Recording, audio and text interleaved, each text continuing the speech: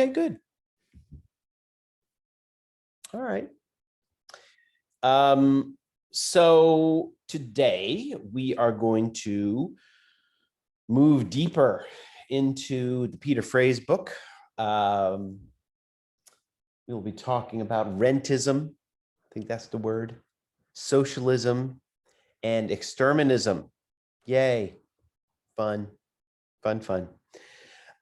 Before we do, I thought I was being hilarious talking about artist robots coming for your jobs. I thought I was just being so funny. And then a couple of you in the discussions last week in the reading responses were like, there's a robot already making art. So I feel stupid. I also feel bad for you. If anybody finds a philosopher robot, then I really should please share it with me, because then I'll really shit my pants.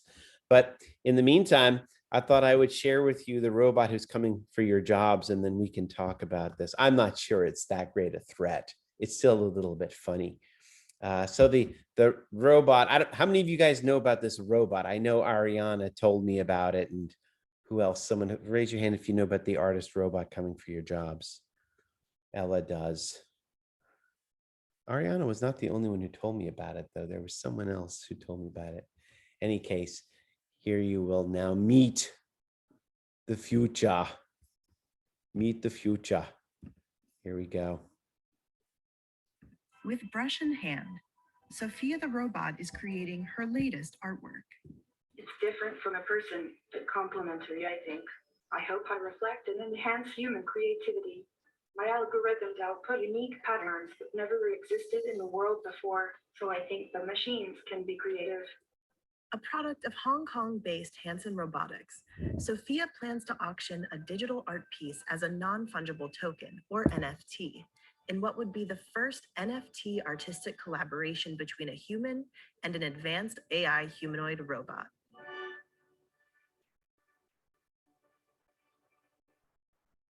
Sophia, a humanoid robot known for witty remarks in media interviews since being unveiled in 2016, has created artwork in collaboration with Italian digital artist Andrea Bonacetto, who's also a partner in blockchain financial backers Eterna Capital. What we wanted to really do was to make a statement in the art world and even in the technology world of opening up like a new road where AI, robots, and humans collaborate, both, enhancing each other. Using AI, Sophia is taking elements from Bonacetto's works, art history, and her own physical drawings to create her art, a process her creator David Hanson describes as, quote, iterative loops of evolution. Here is the evolution of Sophia from emerging as an artwork herself, generating artwork that then was later inspired by Andrea Bonacetto's artwork through many iterations of art that then fueled more art. Sophia's self-portrait, Sophia Instantiation, which is a 12-second MP4 file showing the evolution of Bonacetto's portrait into Sophia's digital painting, will be offered as an NFT on digital marketplace Nifty Gateway in late March. The latest investment craze, NFTs have a digital signature saved on blockchain that verifies the authenticity and ownership of a digital asset. Miami-based art collector and NFT investor Pablo Fraile, an early buyer of NFT artist Beeple's work, described Sophia's art as, quote, very, very profound. But I'm sure that we will see something on the higher end, if not breaking some records, in my opinion, because this is some pieces that I think are very, very profound. So certainly six-figure, if not seven-figure valuation for, I would say, for these pieces, 100%. I am excited and hope the world likes my artwork. I hope that people like my work and that humans and I can collaborate in new and exciting ways going forward. All right. What's going on? What do you think of that? Any thoughts? Two of my least favorite new things combined. What are they? NFT? NFT and AI. Well, NFT, I don't have anything against NFTs. I just don't like how big they've gotten in terms of like how crazy people are about them. Like if it was more of a gradual adaptation in a practical sense, sure. But like people are like, oh, NFT, it's a new hot thing I can make money on. Let's do it. But I don't know. I just really don't I don't like AI. I don't want to I'm not gonna go into a monologue about it, but I really don't like it. So yeah. Gotcha. Daphne, what's up? You you are familiar with Sophia, I see. I mean, yeah, like we've been seeing her, right? Everywhere. That's the first I've seen her, so I don't know. Where have you seen her before? I don't even know, like a lot of places, I think. And it's only her, like no one else. It's just like her I've been seeing. Hmm. Anybody else have any other thoughts? I just think it's so strange to call it profound when like she's not thinking deeply about it. She's a robot. It's a robot. Like it's not profound. I just think that's such a strange word choice. And it was really like he really believes that this AI is making profound work when all it's doing is like computing different facial like pieces of art into one like conglomeration of faces. Like that's all it is. I just don't see it.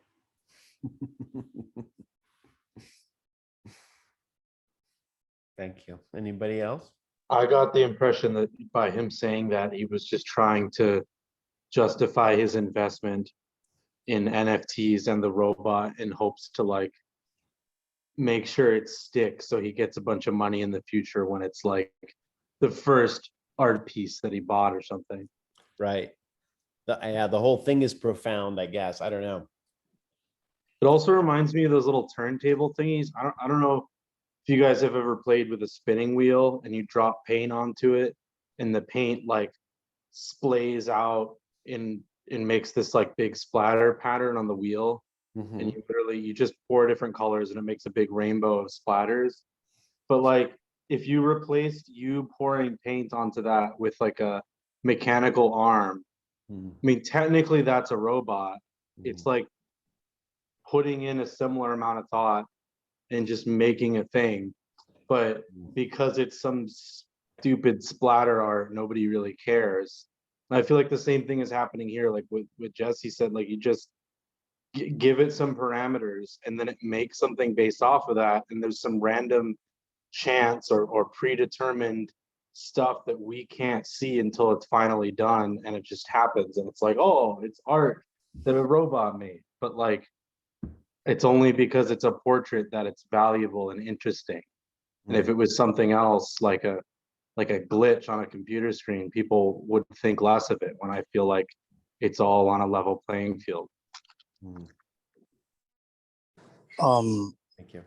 Also, one thing I want to add, I feel like this is not new. Like people have been using AI to make like quote unquote art for years, if not decades at this point. The only difference now is that like the ownership has changed from like the actual person utilizing AI as a tool to AI being the artist itself, you know? What can I'm totally ignorant, David. Can you give me an example of how AI has been involved in art for a while? Not off the top, but I know people use algorithms like that all the time. I took a class in MICA called Art and Algorithms, which was about using AI to actually make, you know, art. Interesting. What department was that in? Interdisciplinary sculpture. It was like through DFAB. Interesting. Thank you. Anybody else?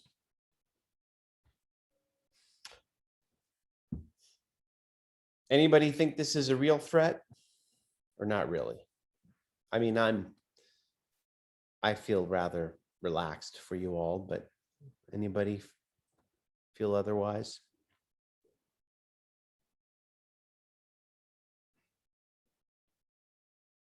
Most of you look nonplussed. Okay. Ella, what is that you just put in the chat here? Art breeder. Ella? I don't really like know how to describe it very well, but like basically it like has all of these images and it can like combine them together and can make like very convincing like illustration style portraits that Interesting. are like AI generated basically. And is this something that like customers can make for themselves? Like you could custom design something for your own wall? Is it that kind of a thing? I mean, possibly. I don't know. I've like played around with it like a little bit, but I haven't been able to get anything that looks like super nice, but I've seen things that other people have made that are like, I don't know, like indistinguishable, I guess, from like an actual like painting. Really? All right, everybody, play around with it and see what you come up with, see what it's like. Interesting, thank you. Great, okay. Well, is anybody else want to say anything about the about Sophia, the art robot? All good? Any last thoughts? Okay. We will be talking about automation today more in terms, not directly, but indirectly. We'll be talking about the kind of capitalism that can follow from it. Before we do,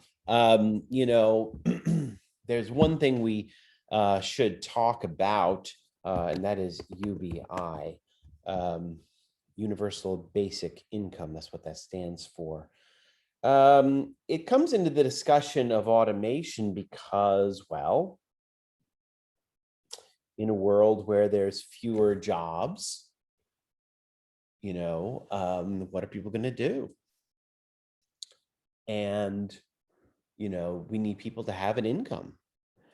And interestingly, UBI is, has been championed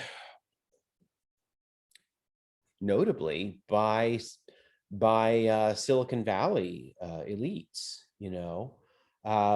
which in a way, I guess, makes sense because they see the future that, automation is going to endanger people's jobs and we need a guaranteed income for folks.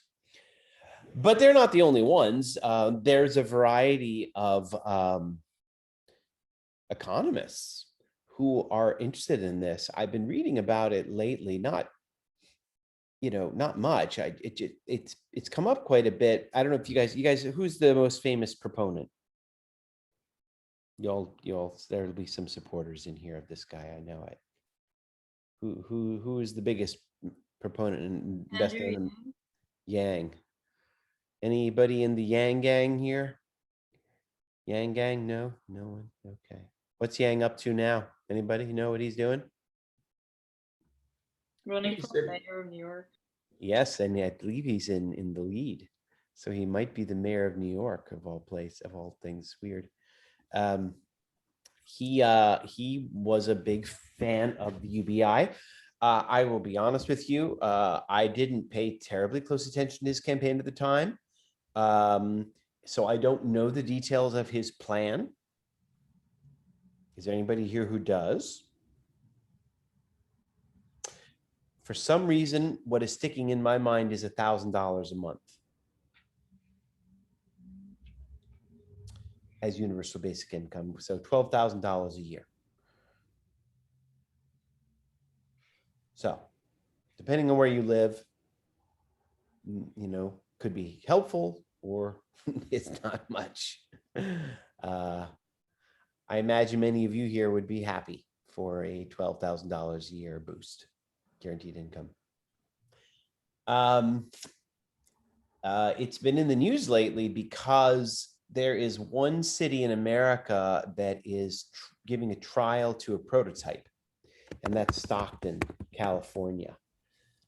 Very small. I think it was profiled in The Economist a few weeks ago. They only have about 500 people they're doing this with, and so they have some new results. Jennifer, are you talking about the mayor of Stockton? Yeah, I saw a video. I saw a Vice video. It was specifically about this UBI. Good. Yeah, he's really young. He's from there. Forgot Good. how old he is. Interestingly enough, if you're interested in this, and I find the article from The Economist, The Economist points out there are a couple prototypes floating around. Finland has a UBI. It's not much. And this came as a shock to me. The state of Alaska has a UBI, but it's weird. It's oil money. Jennifer, you're all about the UBI, huh? It's they call it a dividend, an oil dividend. Jennifer, go work for the Yang Gang campaign.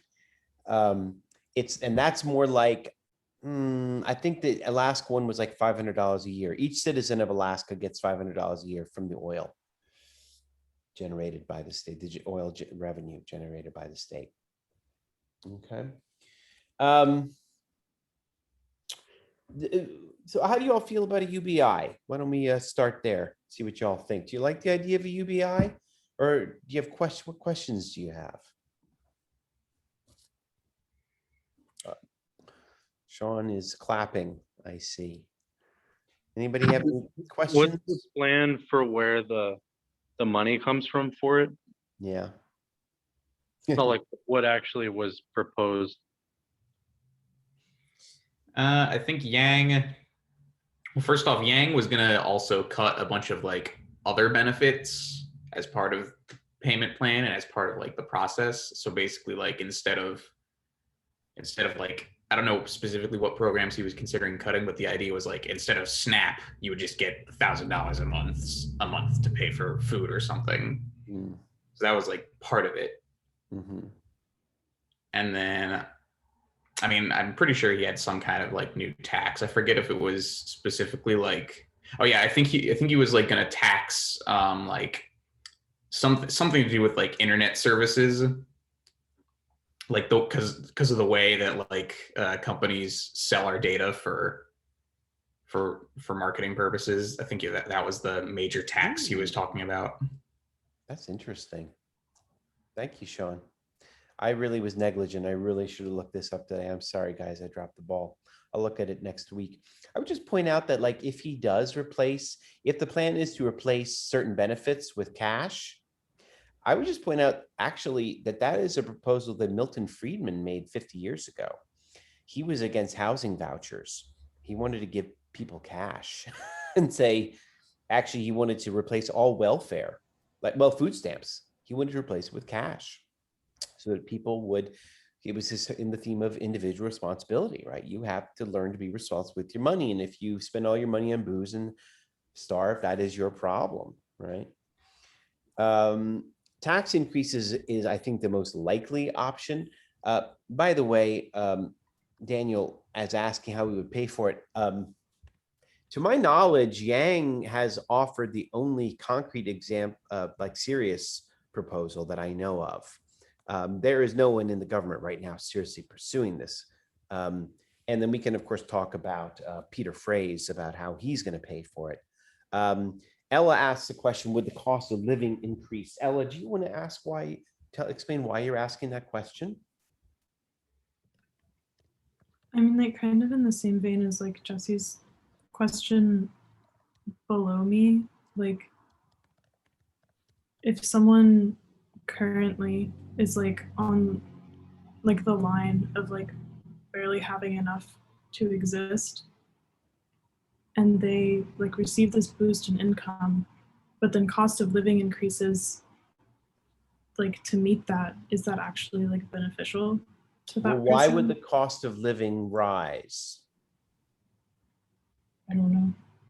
I just know that like with minimum wage increases, there have been cases where like cost of living has also increased. You're right. I mean, we dealt with this earlier in this class, early in the semester, that one of the complaints is like about the minimum wage increase. One of the complaints from critics is, aren't you going to get inflation, right? If people have more cash, are they going to bid prices up? So would the UBI be a wash, right? Maybe it would be a wash. Maybe you give all this money to these cash people, they bid prices up, and then their cost of living doesn't actually improve. Maybe. Yeah. Look, I feel like something has to go on either legislatively or just, I don't know how else you would do it, that would increase the supply of basic needs. So like gas, we have more oil now, I guess, than we used to, and so gas prices have remained low. Like one thing I'm thinking of is like, I don't know how feasible this is, but in Baltimore, there's so many abandoned buildings and houses that have just been left for decades. And in my own state, in Arizona, like, I mean, my mom has been sort of off and on looking at trying to get a house, and she's lived there for over 20 years. And right now, the housing market is insane. Like my hometown used to be one of the most affordable places to live in the country, and now it's topped the world in the least affordability, an increase in unaffordability over the last couple months. There's been no other place, and it's because a bunch of people are coming from like California and the East Coast to retire here after COVID hit, to like live an easy life and not have to worry about the city and such. And so her being a native, she can't find a place that's affordable because everyone's just instantly buying stuff that comes on the market for way high value because there isn't enough supply. Yeah. And so I'm wondering, like, if everyone all of a sudden gets 12K extra a year, all of the things now that may be relatively inexpensive because we're able, there's a supply for them and people need to sell and move their product. Like, is there a way to also parallel that increase with some kind of manufacturing incentive or government housing project that provides like an excess and surplus of materials that these people can now afford and that regular people can choose to buy, that would offset inflation in those areas? Like, has anyone thought of like an approach that's kind of like total in that sense? That's interesting. I haven't heard anything like that. Does anybody have any thoughts? If you guys understand what Daniel is asking?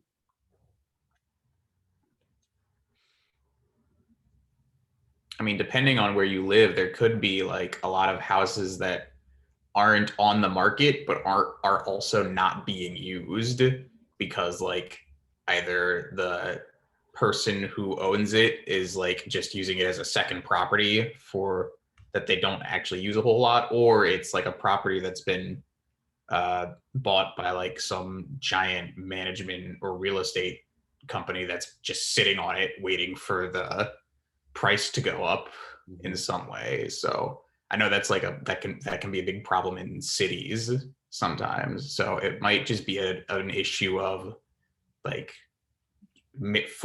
legislating those kinds of properties out of existence, like finding a way to force people to either sell their property to someone who's going to use it or use it themselves in some way.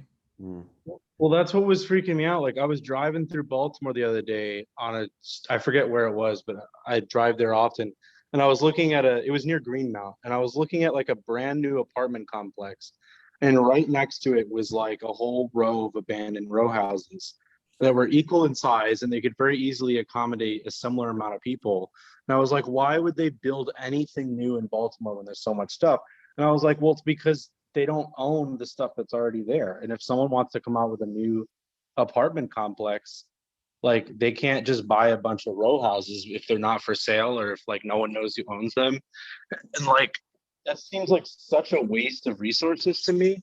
And I feel like something has to happen with situations like that if you're gonna just throw money at people when there's so much stuff that's being wasted and not being used as it stands now. Good point. Yeah, in Maryland, we used to talk about something called smart growth. We had a governor here a few years ago named Glenn Denning, and he made the same argument you just did, Daniel, which is he was against suburban sprawl. And he pointed out that suburban sprawl is expensive because you have to extend the sewer, you have to extend the roads, you have to build schools, fire stations, whereas in parts of Baltimore City that are being abandoned, the infrastructure is there. It already exists. The problem is people don't want to live there, right? So I don't know, how you can turn that around. It's very complicated. When you see these abandoned row homes in Baltimore, it's very complicated. There's a lot of regulations. There's a lot of lead paint. There are a lot of different owners that own each house. Sometimes those owners are completely like they've abandoned it, completely. So, but I hear you. But Daniel, I thought your idea, if I understood you earlier, was almost something like you would have resources available for people so they wouldn't have to get into bidding wars. That's what I thought you were saying, right? Yeah, like if you're gonna put all of this effort into giving $12,000 a year to every American, which is a huge amount of money that needs to be moved around, like a similar effort should be made to increase the supply of goods, key crucial goods that would be affected by inflation, and thus also strengthen the job opportunities. Yeah. Like if you're gonna, because basically what you're doing is you're taking a bunch of money either from inefficient government services or unhappy rich people who are being taxed more, and you're reorganizing it. But if there isn't, like, if there's the same amount of stuff that people are trying to buy, the same amount of jobs, everything, it's just gonna be madness because people can just charge more money for the same shit. Like there has to be some way to keep the competition, increase the supply, and ensure that prices stay low. So you don't just like make a Gatorade $2 instead of $1 or what have you. I don't know what things would be affected. Good. Yeah, I hear you. Good. Anybody else?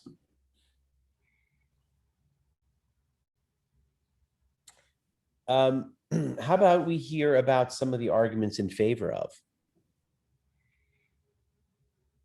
What are some reasons that some people think this is a good idea?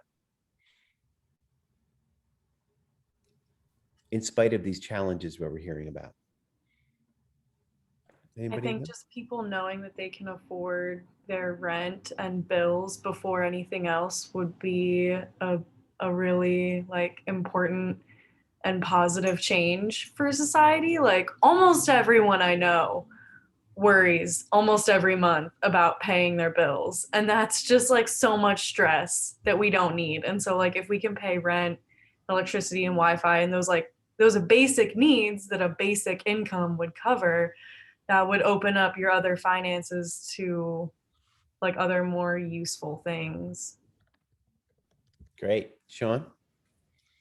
Yeah, I was gonna say, I know the big thing that Yang talks about with this is that if you give the average person $1,000, they're gonna spend it on whatever, and that's gonna basically stimulate the economy. So it's a much better way of organizing the economy, where you're putting money in people's hands that are constantly going to spend it than having it sit in a bank account somewhere.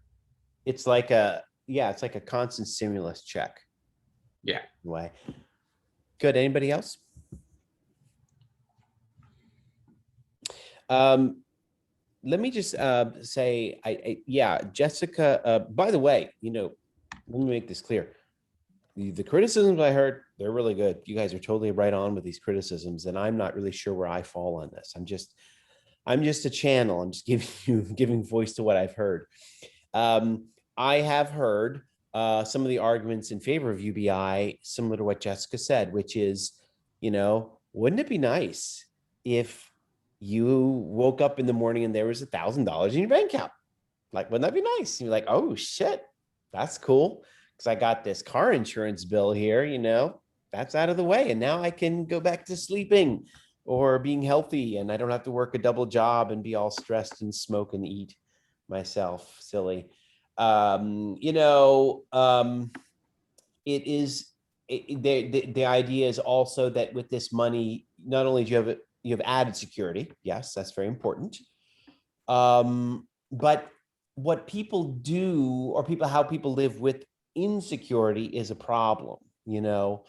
Maybe you would not have to hustle around and work 2 jobs. Maybe you could work 1 job and then use the rest of the time to prepare yourself, to pad your resume, to take an internship, to do professional development. That's one of the proposals I've heard, is like, with that money, you can actually, you know, position yourself to, you know, for promotions in your work, right? Which is interesting, because the Republicans are probably all going to say, oh, you know, like they do always about welfare, oh, you're going to take this money and just like not work, right? And just about everybody in favor of UBI, that is not their idea. Their idea is, no, this is not supposed to eclipse work. I guess this is where the amount is important, right? It can't be too much and it can't be too little, right? It can't be so much that you quit your job, okay? And it can't be too little so that you don't have, you know, that it doesn't really help, right? It's got to be the right amount. And by the way, I think that pertains to discussion from Ella and Daniel earlier about inflation. It also has to be the right amount so that it doesn't spark inflation. Because I got to be honest with you, I have not done much research on UBI, but what I've read, inflation doesn't come up, which is strange. I don't know why that doesn't come up. It seems to be a natural concern, but I bet you their thinking is that if that the money that would be given to UBI is small enough that it would not be a huge, that it would not really, you know, that it would not cause inflation. I bet you that's what they're hoping.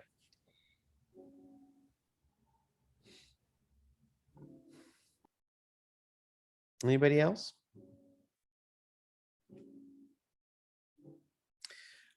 Well, it turns out that the thinking about UBI is actually really sophisticated and kind of surprising. And on that note, I think I'm going to turn to For Futures. Take a look at what he has to say about UBI, his defense. This is on page 55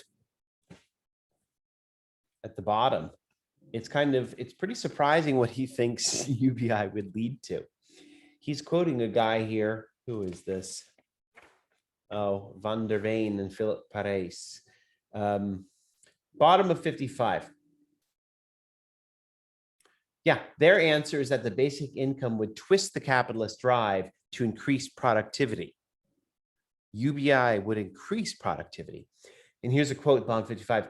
Entitlement to a substantial universal grant will simultaneously push up the wage rate for an unattractive, unrewarding work, which no one is now forced to accept in order to survive, and bring down the average wage rate for attractive, intrinsically rewarding work, because fundamental needs are covered anyway. People can now accept a high quality job paid far below the guaranteed income level. Consequently, the capitalist logic of profit will, much more than previously, foster technical innovation and organizational change that improve the quality of work and thereby reduce the drudgery required per unit of production. You guys understand the argument here? UBI will make us more productive, not less. In fact, he says this trend would gradually eliminate wage labor altogether. UBI would eliminate wage labor altogether.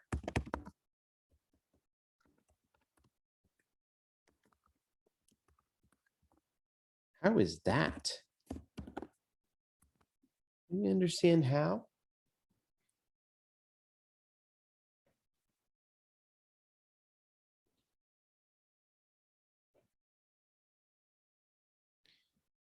And if UBI eliminates wage labor, this leads to the withering away of the money economy and its corresponding tax base. That's also on 57. Leads to the withering away the money economy.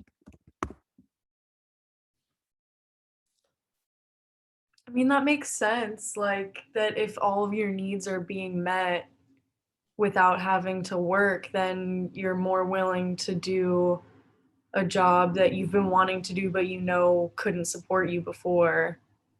And like he said, in the same way, like doing something that was more fruitful before, but now your needs are being met anyway. So the money kind of doesn't matter to you. So you'll do it anyway. Like, people who are more wealthy are more likely to take time because they already are making money, so they don't think of it as like work Mhm. in the way that we do right now. So yeah, then money doesn't matter to anyone. Sounds, I mean, it makes sense, and it also sounds kind of cool. And crazy. So we've answered Daniel's tax question, because there is the money economy is gone at that point. That's the eventual pressure. Okay. Let's just walk through the logic here for a second, in case you're curious about how this goes. Which jobs will be the most high paid? The ones that people don't want to do. Okay. What will be the lowest paid? The jobs that everybody wants to do, right? And so people will gravitate towards those low-paying jobs with universal basic income,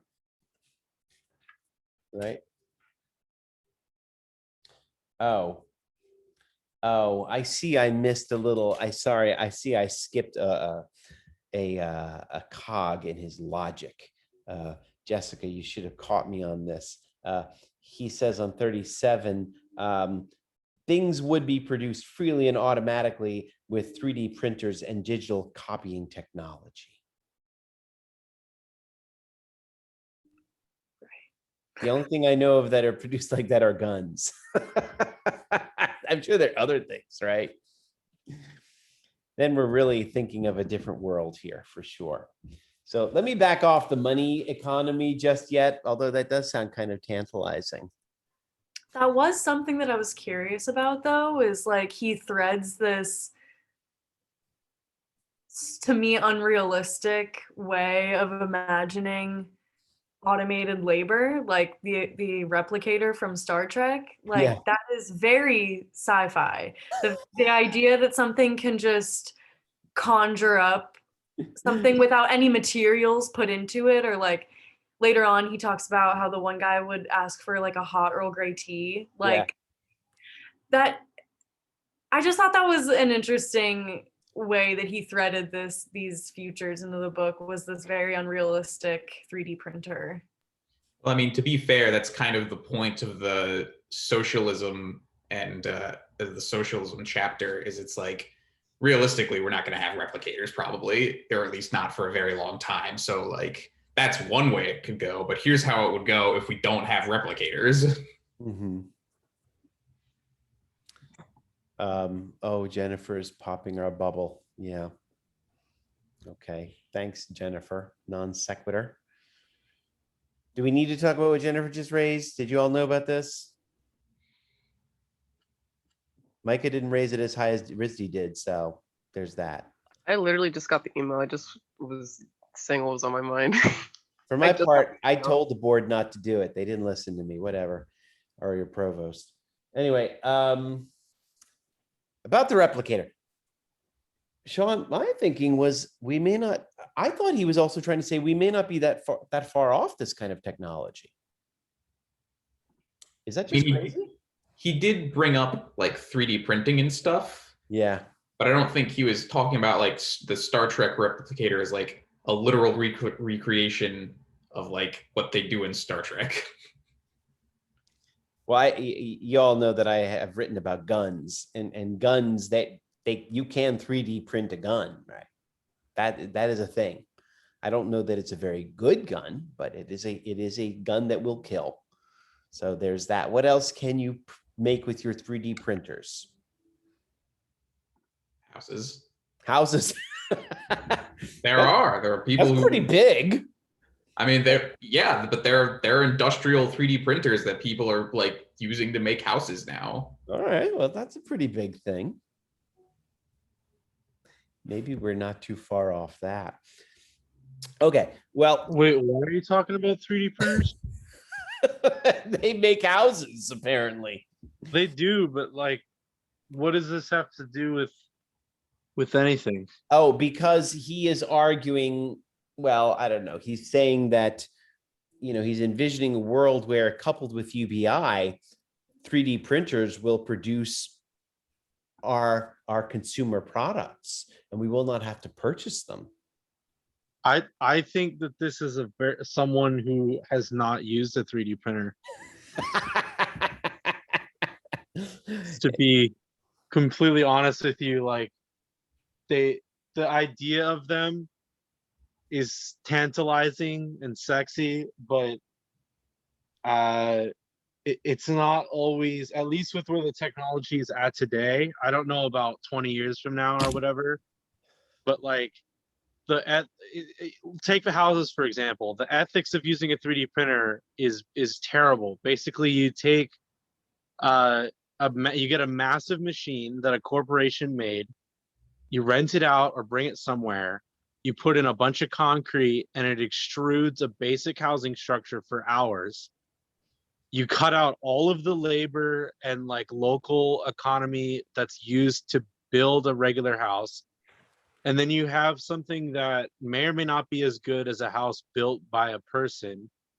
And then you move the big printer thing away, and you've just added no value back into the community, but created something that you can now profit off of.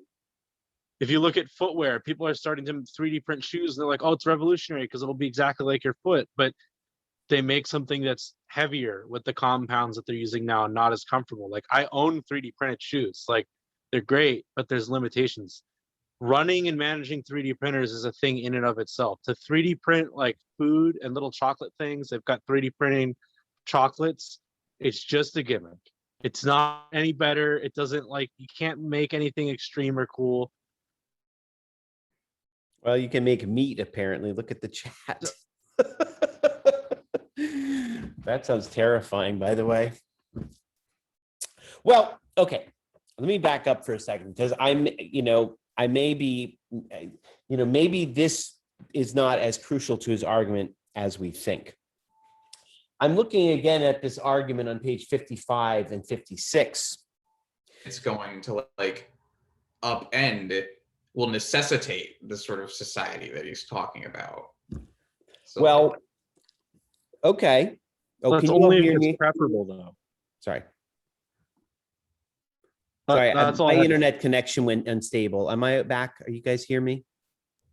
Yeah, okay. Yeah, you're I'm good. sorry, Daniel, please go ahead. Didn't mean to interrupt you. Well, no, I was just gonna say, like, yes, 3D printers get rid of labor, but that's in a perfect world where people want and desire a 3D printed product that is built somehow more efficiently.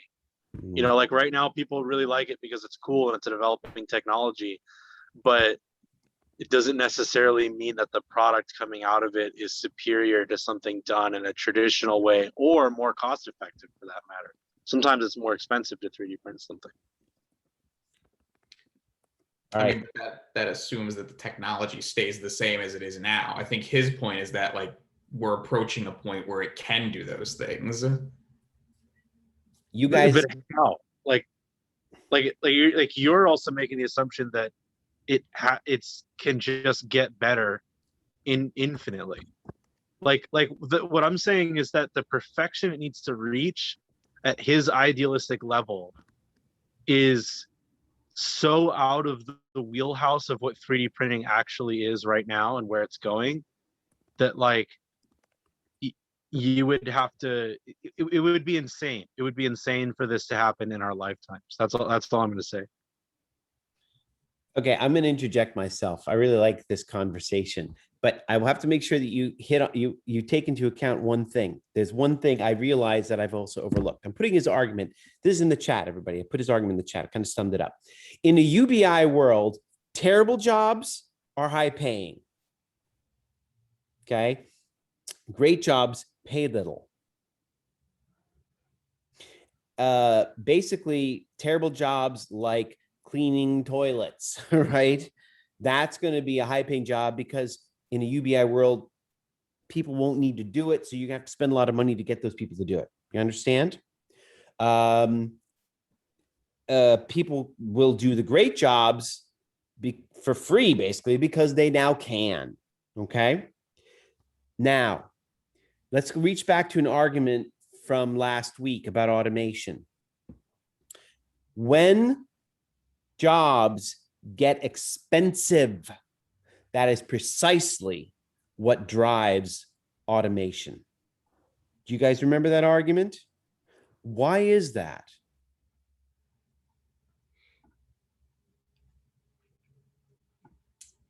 When jobs get expensive, that drives automation. Does anybody remember why? Yeah, because it's cheaper to automate it than to pay humans for it. Okay, well, I'm not sure if I would use the word cheaper. Don't forget this. It's a very, he made the example, he was talking about, remember the farm workers picking like a machine to pick fruits? As long as labor is cheap, there's no incentive to build that robot. But when the labor gets expensive, then there is. I guess he didn't really spell it out.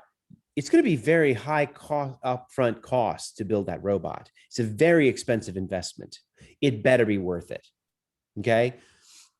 It's not worth it to make that robot to pick fruits when the labor is cheap. It's not worth it to build a robot that will clean toilets as long as labor is cheap. But in a world where people who clean toilets make $600,000 a year, I'm just throwing it out there. That'd be crazy, wouldn't it? Then suddenly corporations are like, oh shit, we better build a robot. And guess what? If you all are living pretty on UBI and Sophia the art bot costs $18 million, there's no incentive to make that, right? So it's a totally reversed world UBI creates. Did you guys understand what I said? Is that okay? You get that point, right? So what he's presuming is, this is a point he makes also on page 57. He says, with UBI, you eventually will take away the low wage labor that can do the nasty jobs through automation, because suddenly there is incentive. When those jobs are expensive, there's incentive to automate them and get them removed from society. And then the janitors can return to becoming artists and I don't know, writers or whatever, like everybody else.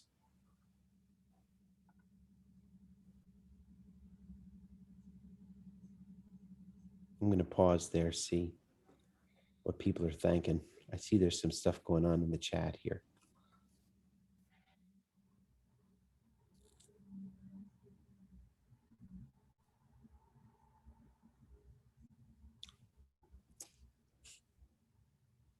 So again, you know, referencing the discussion between Sean and Daniel, I don't know. I mean, I go back and forth. I don't really know how far 3D printing is. And yet they are making meat and guns. So I don't know. 3D printing is not a new thing. It's been around for over 30 years. It's just that the patents were lifted recently.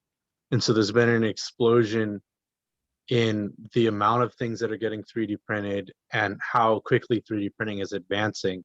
I just think what is trying to be said is that 3D printing is something that doesn't require a person and can magically make anything. Yeah. And it's not being looked at as an industrial tool to perform a specific task or a home appliance, which is what it really is. Like if you 3D print an object, you could make a very similar object using injection molding. But the benefits of 3D printing is that you don't deal with the constraints of an injection molding machine, and you can make more complicated parts, and you can do one-off parts and instantly. So like it's a whole different thing that it's doing. It's revolutionary. I just don't see why people think it's going to get rid of labor. And how quickly they think it's going to get rid of labor. Well, yeah, I don't want to go too far off on a tangent here. I see your point. But it would pretty drastically change things. I keep wondering, are we getting too science fiction here? I don't know. I just felt like the only reason I brought up like how strange I felt it was is because like automation, there are so many very tangible ways that automation is affecting though, like all different kinds of jobs. Like I felt like he could have made so many of his arguments by providing examples of like actual automation that's being thought of and like happening actually, like in farming, or like I don't know, farming would have been a great example to use, but he never brought it up, and he instead just talked about the replicator and how that would replace all these things. And I just think it would have been a more robust argument to bring up real science than fictional science. That was all. I mean, I think you're expecting too much of a practical like argument from him when he's very much speaking in theoretical terms for most of the book, I think. Well, so he's using the replicator as a jumping off point for like, what would a communist society look like and how might we get there? Not necessarily like,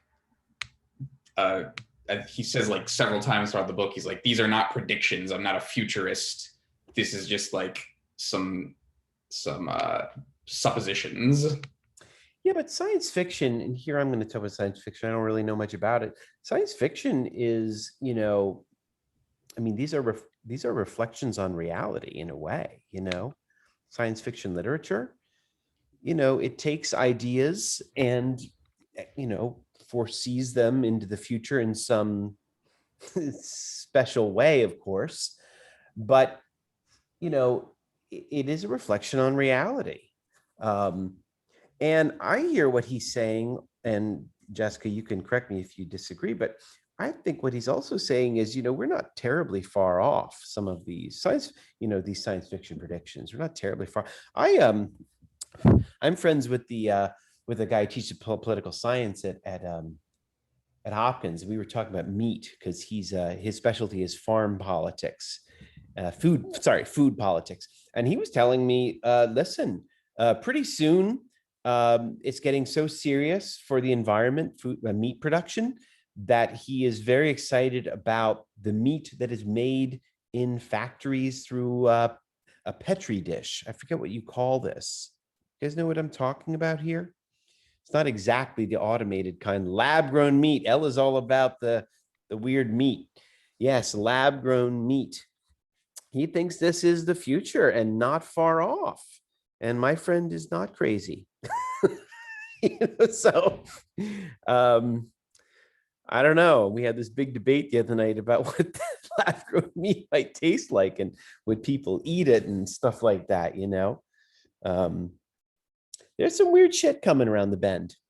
There's some weird stuff coming around the bend. I don't know what it all will look like. But let me just stop short. And Daniel is very wise to try and keep me tethered here. And so I will say this. Let's understand, short of replicators and 3D printers, let's understand, what is realistic or serious about the UBI proposal. What is realistic and serious is that it will have certain economic impacts, okay? Those impacts will be that people like you may not have to work. I mean, you may not have to get a job, in an ideal UBI world, maybe you guys could, maybe, I don't know, you could work 30 hours a week for a wage or less and devote the rest of your time doing what you love. And all the competitive jobs, whatever those might be, believe it or not, teaching college is a very competitive job. I'm very lucky I got this job. People would be lining up to do this for free or much less money, you know? So there you have it. It's an interesting economic universe that UBI could deliver. And then the street cleaners, street sweepers, and the janitors, they would be making big bucks because people don't want to do that until those jobs are automated. Okay. All right. What do you say? Anybody want to chime in on the UBI world? Who likes what they hear? Anybody warming up to it?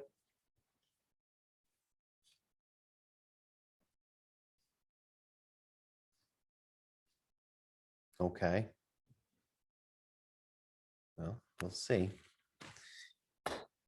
Who knows where it'll go? It seems like a crazy idea, but it keeps popping up. And I have to tell you, when a magazine like The Economist is talking about it seriously, you know that this is not a crazy and outrageous idea. It's something that might actually happen. Good. All right. Let's move on. I want to dive into some things that you discussed for today. I want to dive into your chapter on rentism, which is a terrible name. But really, what he's talking about here, he opens this section by saying, someone quoted this last week, whoever owns the robots owns the world, right? So this is our segue from automation into this next chapter. But he says in the world of automation, the concept of ownership, quote, takes on a different texture in a highly automated world. How does ownership change in a highly automated world, everybody?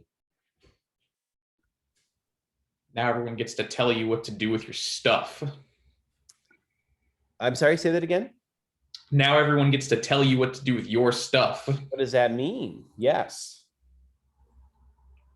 Because it's getting licensed to you Good, yes. Buying it. The real question, how is money made in this system? And he says it is through the extraction of rents. That's why we call this rentism. A rent, again, is a fee for a use, right? You pay rent for to use that apartment you live in. That hole you call a home, you pay rent on that. And really what we're talking now is intellectual property. Okay. In the world of automation, intellectual property is going to become dominant. The emphasis on patents and copies. That's right, Teresa. Thank you very much. This is on page 77. He talks about this. He says, we're migrating from ownership of things to ownership of patterns. Ownership of things to ownership of patterns. And he says its significance, the significance of these properties has increased, and intellectual property expands into ever more areas. Such as, can somebody give some examples that he offers of what are some areas in which intellectual property has expanded? Where do we see intellectual property claims now? It occurs to me you guys probably have to deal with this quite a bit, huh? Isn't intellectual property an issue for you all? Am I wrong? In music, I know it's an issue. Is it not an issue for our graphic designers? I mean, I don't do much graphic design. I took a typography class last semester, and I can say from there that like a lot of like typefaces that we used were generally under like a pretty common license that let you use them pretty much as you needed. Mm-hmm. Yeah. Okay. Well, let's talk about where do we, what are some examples of where intellectual property claims are being made? Teresa. I know one of the interesting things that Frisch talks about is that within the fashion industry, there's like a lack of copywriting and patents for like designs. And so that's why with the fast fashion industry, you see high-end designer clothing being copied by what do you call it, fast fashion companies. And so I think that there's new efforts to create like laws and stuff so that those designs can't just be completely ripped off. Interesting. All right, so Teresa, are you a fiber major? No, I'm not. I just like clothes. Do we have any fiber majors in the house? No fiber majors. Oh, we got one. All right, well, there you go. Intellectual property is your business. It's your business. Fast fashion. I did not know about that. That's a problem. Other examples where intellectual property has butted in.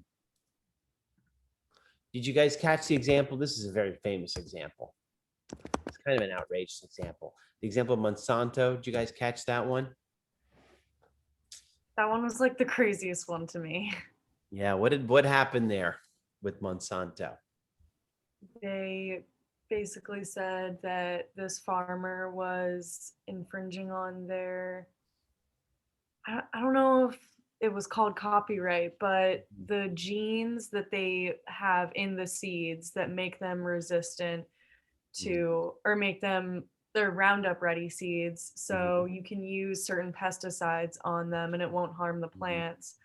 They basically said that they own that right, like those genes. And so farmers have to buy their seeds new every year instead of planting crops with seeds from their crops from last year, because that's like not, that's like abusing their intellectual property.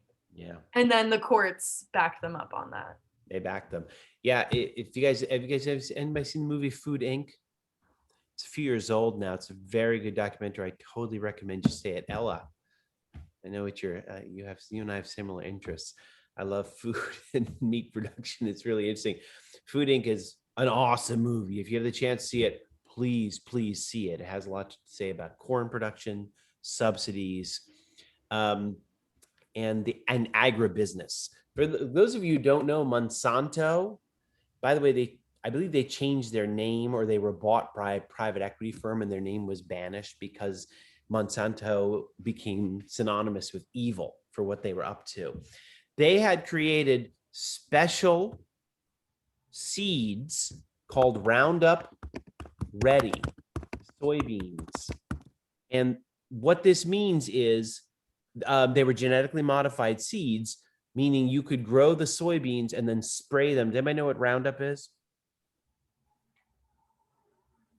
What's Roundup? Pesticide. It's an herbicide. Oh. It's a weed killer. On normal soybeans, organic soybeans, if you just spray herbicide on them, guess what's going to happen? They will die. Okay? Monsanto pretty ingeniously came up with a soybean that you could spray with herbicide with impunity, and it would not die, but the weeds around it would die. Very strange. Now, the way farming works, everybody, is if you're a farmer, one of the cost savings is you keep your seed from last year, and then that's free at least. Not if you buy the seed from Monsanto. You may not keep your seed. You must buy new seed every year. If they find out that you are keeping your seed, you will be prosecuted. And there was a farmer in Indiana, he's mentioned here, I forget his name, poor guy. Monsanto found out that he was keeping his seed and they sued his ass. And the court, and they won. There you go, Jessica. And poor Vernon. And the court upheld, the Supreme Court upheld this decision over that farmer. Pretty awful. Yes, Daphne. So Turkey did something similar where they forced the farmers to buy those seeds, and they like made it illegal to buy like the normal seeds. So the farmers got fucked. It's terrible. And then that means the farmers are forced to buy those seeds every year, right? Yeah, it's pretty bad. Other examples I see, Jennifer mentions licenses to use Adobe programs. Jailbreaking, iPhone jailbreaking. Teresa, I don't remember that one. Would somebody remind us what the iPhone jailbreaking is all about? I don't remember. Basically, iPhones are manufactured in a way where you can only upload certain software that Apple approves of to it. So oftentimes there's like stuff like you couldn't get Microsoft software on your Apple or something like that. And basically jailbreaking is the process of like getting rid of that manufactured barrier so that you can install basically whatever you want, like a normal computer. Interesting. I remember in high school, people would jailbreak their iPhones so they could have like fancy backgrounds and like fancy keyboards and do whatever they want, like visually to the thing. That was illegal. Don't name names. The Apple police will come get them. Yeah, and Sean mentions tractors, right? This is an example on 79 that I thought was pretty interesting. If you own, it's similar to the Apple, right? If you own this thing, you may not tamper with it. So in the middle of 79, well, this is the top. The John Deere company, big tractor manufacturer, has argued to government officials that it is illegal for farmers to make modifications or repairs to the software that runs their tractors. This is, they say, because nobody actually owns their tractor. They merely have an implied license to operate the vehicle. Thus does the property form mutate so that even something as tangible as a tractor becomes not the physical property of its buyer, but merely a pattern to be licensed for a limited time. That's crazy. You're not buying the thing, you're buying a license to use that thing, right? And this is now a new pattern that manufacturers are going to be, copying, right? This is the intellectual property world. Okay. So this leads him to pose the question on around page 82, how to maintain capitalism when scarcity can be overcome. Well, intellectual property answers the question, right? And let me phrase that again. In a world where scarcity is overcome, how do companies make a profit? They make a profit by repositioning themselves as to what the definition of property is, okay? And they now say, we're going to charge you for using this. They'll be charging you for a license. They'll be charging you for a pattern that you want to use, that you want to borrow, whatever. Well, so, so this is, I guess, I'm gonna risk getting a little bit super sci-fi again, but I was thinking about this example earlier, where this will go. Well, okay, we're talking about the meat here, meat production. You want to make your own meat from a replicator. Well, what are you going to be paying for? You'll be paying less for the product as opposed for the pattern itself. Okay. The license, that just sounds crazy. Maybe we can bring this a little more down to earth when we talk about the kind of jobs. What kind of jobs are we going to be talking? What kind of jobs will grow in an IP world, in an actual intellectual property world? What kind of jobs? Well, lawyers. Why, Teresa? Or anybody? Why are lawyers going to make bank in this intellectual property world? These companies are gonna sue people for incorrect usage of their patents and copyrights. So lawyers and legal firms are gonna become really profitable. Monsanto needs lawyers. So you got that. Thank you. What other jobs will be popular, in demand in the intellectual property world? Designers. Yes, Jessica, indeed. What else?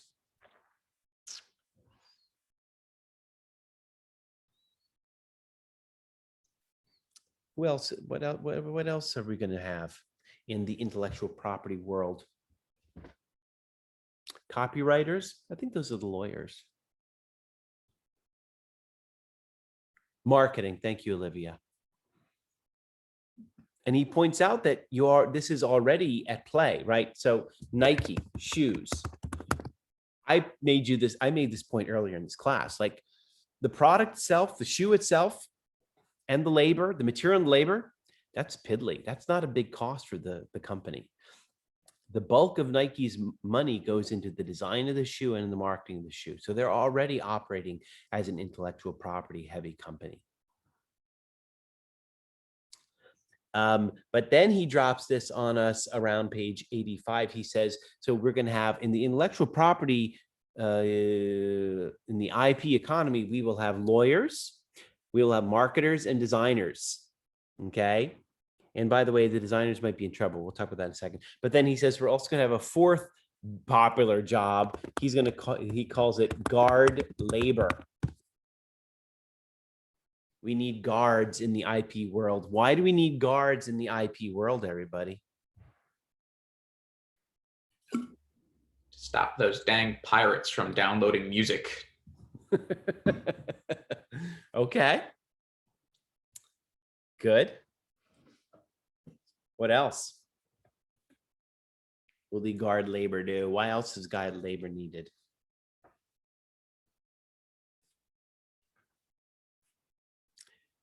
We're talking more about the greater economic impact of this. What is the economic landscape?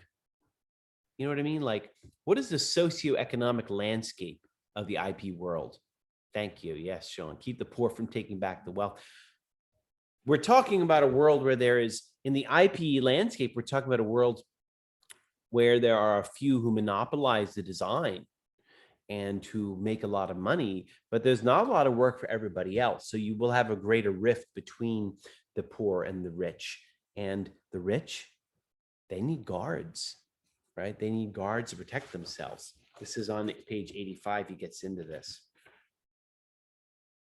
And the top of 86. Yeah. But see, this is his point, right? He says this over and over. I mean, I was saying early in his class, like, I think his point is also that he evokes this sci-fi world, but we're not that far off from it already.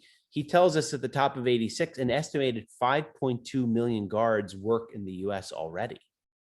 That's 2%. That's almost 2% of the population are guards in some, Now, where are these guards? Private security guards, police officers, military, prison, right? He's counting these all as guards, right? A broadly militarized society. Of course, we see these guards because we're already very unequal. This society already has a great deal of inequality.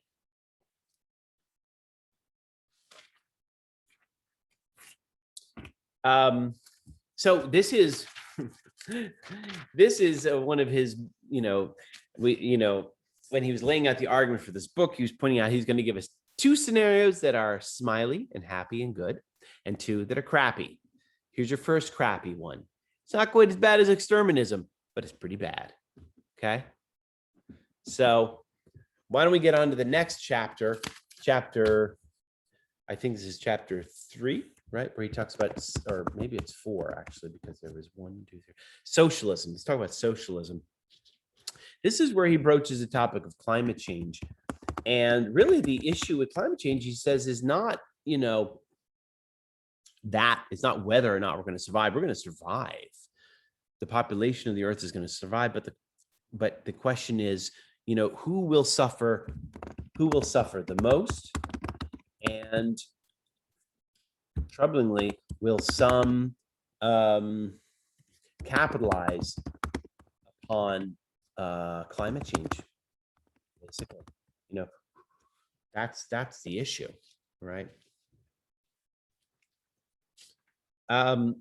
Why are we talking about socialism when it comes to climate change? Let me back up there for a second. Why are we talking about socialism when it comes to climate change? Why do the topics of socialism and climate change go together for him?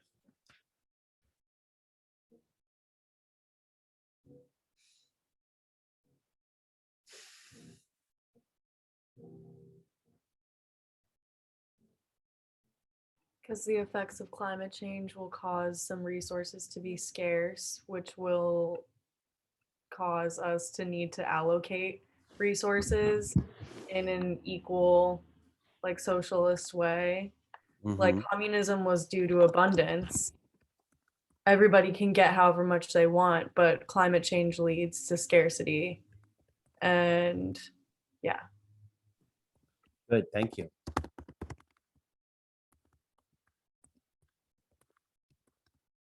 What all, I'm putting this question in the chat, what must we do? That is definitely part of it, Jessica. But I'm going to try and approach this question different. What all must we do to make society more sustainable or reduce the effects of climate change, or maybe even avoid climate change? We need to make certain changes. So let me see here. I'm going to call in some people and see. Branton, I haven't heard from you today. Branton, why don't you tell me one thing? Hi, can you hear me? Yeah, I can hear you. Okay. Tell me, I'll give you a start. Tell me one thing, one change we must make in our society to make us withstand climate change better. Reducing CO2 emissions. Thank you. That's a big thing that comes to mind.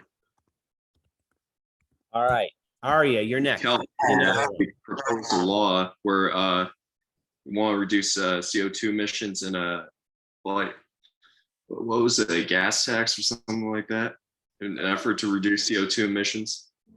Okay. Aria, you're up. Give me one. What else must we do? Reducing the consumption rates in terms of like buying products. Nice. Louis. I was thinking in the realm of taxation too, like maybe directly taxing the people who are benefiting or profiting off of climate change. Okay. Again, with the taxation, but I want to focus on physical changes and lifestyle changes. Can we talk about that? Like, how must our lived landscape change, everybody? How about that? How must our lived landscape? Vinny, I haven't heard from you. Can you? I was thinking maybe like energy efficient appliances like solar panels or home things. I love it. More solar energy. Okay, Teresa. Teresa? I think, are you on mute, Teresa? Your hand is up. Diamond, why don't you give me something now? How must our cities change to deal with? Sorry, my internet. Oh, okay. Teresa? Okay. All right. How must our cities change to deal with the effects of climate change? What is coming? What is coming as a result of climate change? Okay. And how must our cities look different? Diamond, why don't you chime in here? Can you ask one more time? I'm sorry? Can you repeat the question one more time? I'm sorry. Oh, what is coming as a result of climate change and how must our cities look different to deal with it? You know one thing climate change is going to do?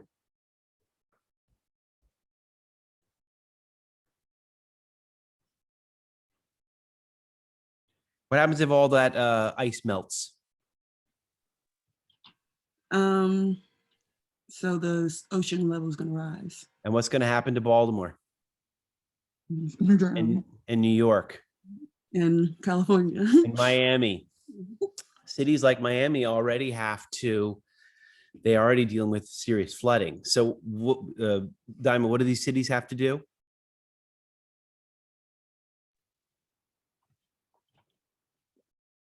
do they have to I don't know how to call it, but redistribute, I don't know, not redistribute their people, but move them.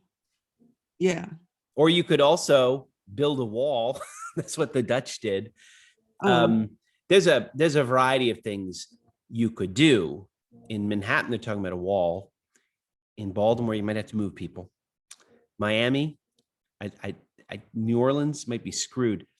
Jennifer points out beach replenishment. Urban farming, Daniel, yes. Why am I putting you all on the spot? I'm putting you all on the spot because there's a lot of different things. His point is that the challenge of climate change demands a lot. It demands a lot. And it demands a lot.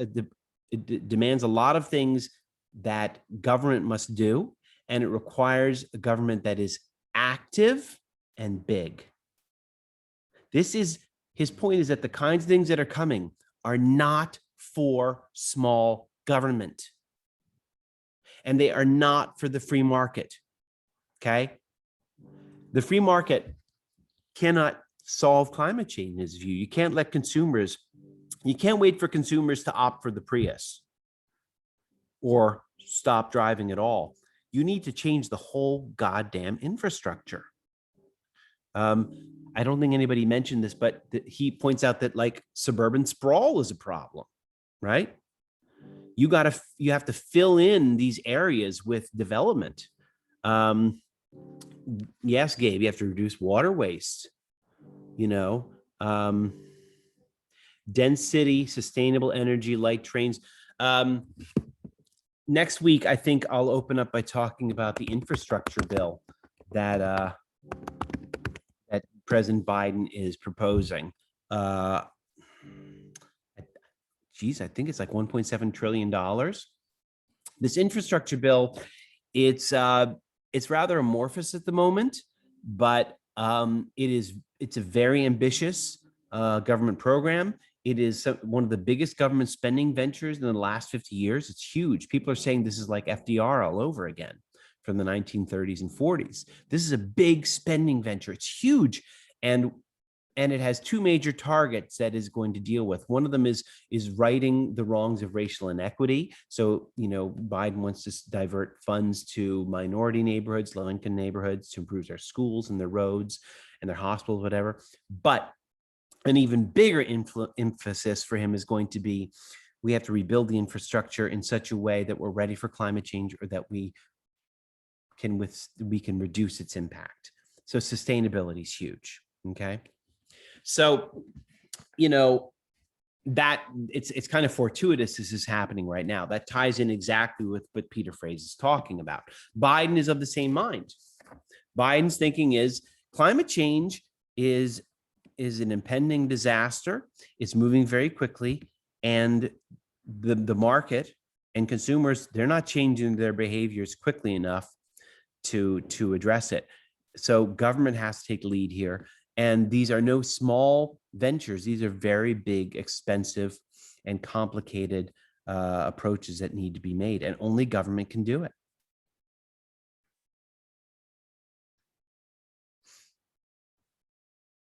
And so it's going to be socialist government. This is where the issue of taxes come back in that many of you started off with. So the point is, the taxes come into the argument afterwards, right? How do we pay for all this stuff that is going to be directed through the central government? It's going to be paid through taxes. And so that's why we move into a socialist government at this point.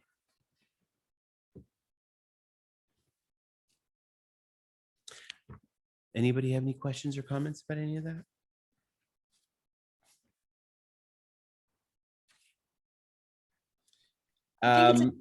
Go for it. Oh, I was gonna say, I think it's interesting because people have talked about a lot recently about how with COVID, that's kind of feels like a step backwards in a lot of ways, just with the amount of waste that's been created with like disposable products, you think like masks and other things that are necessary for sanitary needs. And like also like being in a city, I know that people are trying to avoid public transportation as much as possible if you live somewhere where that you can do that, and that's just like another step backwards. So it's like I don't know, it's just hard. Like I feels like now it's like we want to fight the pandemic and like that's really important, but it's also like I don't know.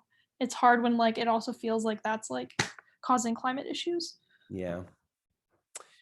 Well, it'll be interesting. I think on the whole this past year, Teresa, I think CO2 emissions went down, right? Because global economic activity. That's true. Yeah. But I did read there was more plastic waste this year. Yeah, I think it's mostly just with like waste and stuff that like that's been a big issue. Plastic gloves and plastic masks and stuff like that.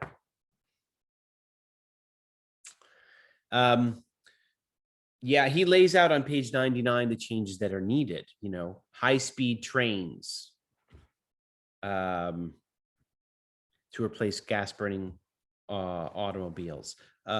We need an entire new energy sources, wind, solar, and the like, you know, and to move away from, and also technologies of carbon dioxide capture and sequestration. This is very expensive, apparently. The CO2 can be sucked out of the air, but it's a very expensive venture. Recently, you know, researchers, I read about this as well. Researchers are looking at options to effectively, I don't know if you guys have heard about this, but they, you know, researchers want to replicate what volcanoes do. Have you guys heard about this? Volcanoes emit, you know, dust into the air and ashes, and that blocks out the light. And many times through history, we have seen the temperatures fall as a result of that, because you're effectively blocking out the sun.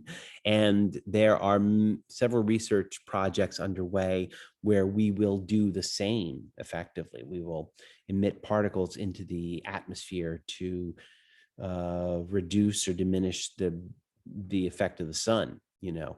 But this is going to be something that's expensive again, right?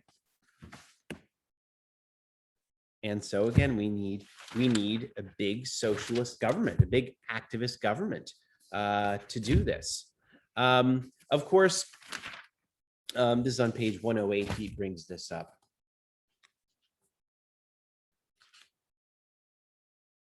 Yeah, he tells us, you know, we have to replace our sprawling suburban metropolises with densely packed locales connected by public transportation, right? You know, that's not how we operate in this country, you know. We don't tend to operate in terms of central planning, but that's really what is needed. And apparently President Biden is very serious about a high-speed train, not only between LA and San Francisco, but also between Washington and New York. So that would be nice, but I don't know how much it'll cost.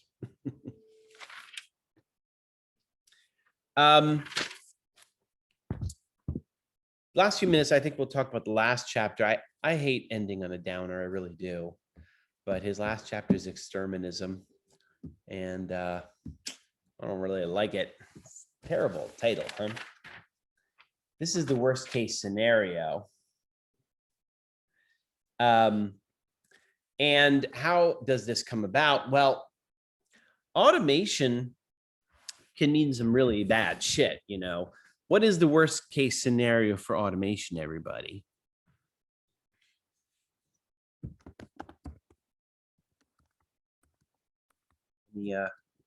Any real downers here want to indulge? What is the worst case scenario for automation? The Terminator movies becoming a reality. Please explain. In the Terminator movies, a company creates these robots that eventually outsmart humanity, and then the robots take over the planet. And it's mass destruction for the robots against the rebel alliance of humans.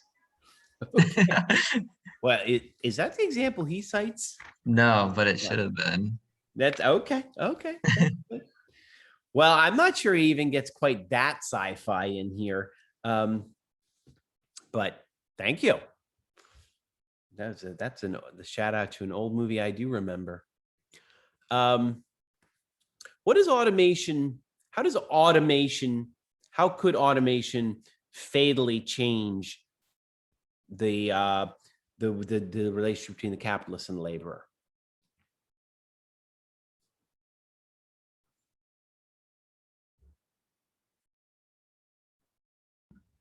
Capitalists won't need labor. Yeah. So let's just get rid of them all. That's where the extermination comes up.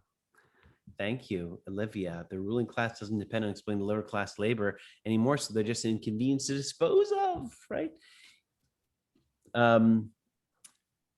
He points out that throughout the history of capitalism, you know, this is what Hegel called the master-slave dialectic, which Marx related to the capitalist laborer.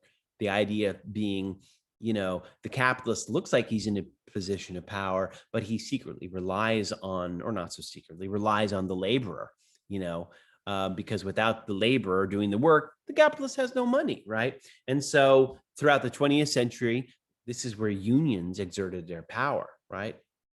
You need us workers to make money, so meet our demands. Well, globalization undermined that, but automation could really kill it, because then the capitalists just have the factories, right? They just have the machines that are going to make the stuff for us, for everybody, or for themselves. And he says, what are they going to need the rest of us for, right? He says, this is going to give rise to what he called enclave societies. Oops, I misspelled that. Societies. What are enclave societies? Anybody know what he means by enclave societies? Sounds so nice. I want an enclave. Anybody? What's an enclave society?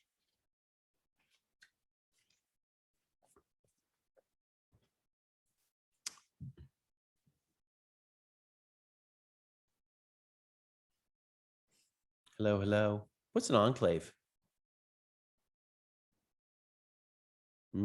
Everyone's sequestered in their bubble city away from the dystopian wasteland.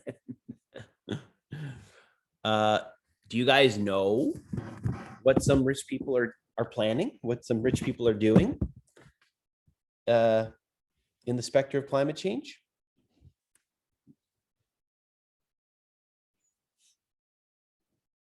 No? Hello? Luxury apocalypse bunkers, yes.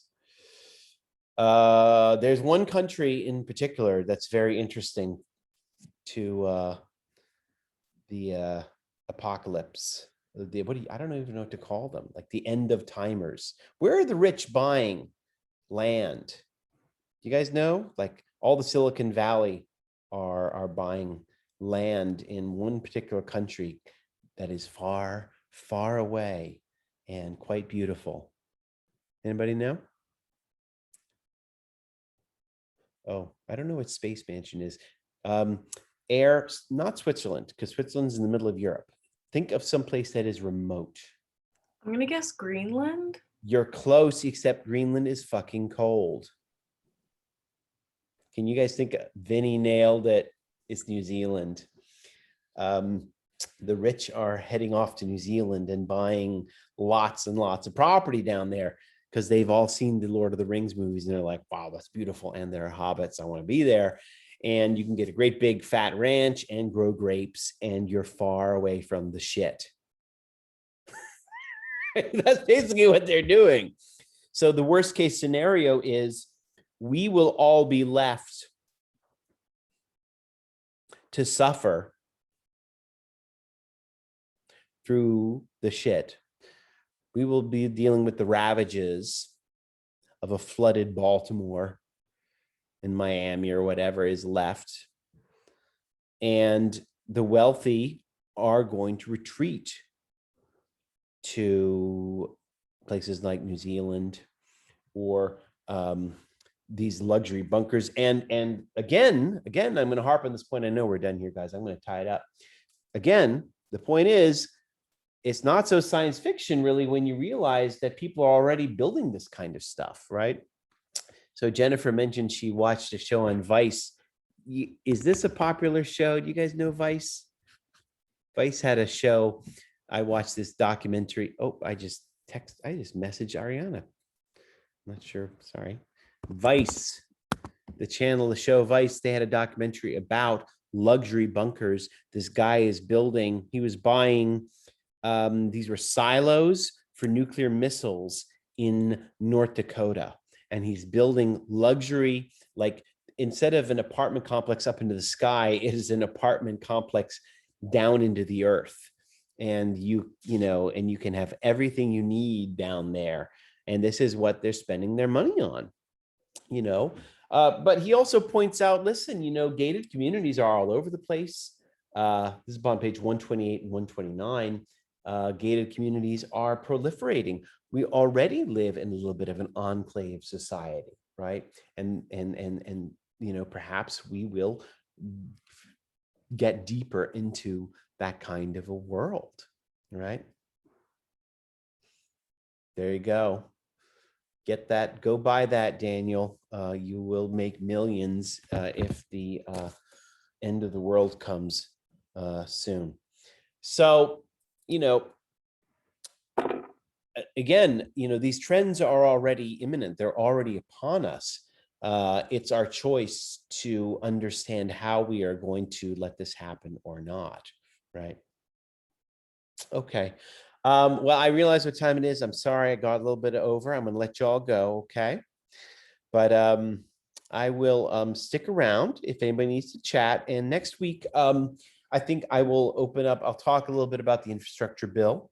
And maybe I'll look at the Yang or any serious proposals for UBI so we can get some details out of the way. And then we'll dive into the next reading, which is our last in this class, okay? All right, everybody. Well, have yourselves a wonderful week, and I will stick around if anybody needs to talk to me, okay? All right, see you later, everybody. Take care. Bye. Thank you.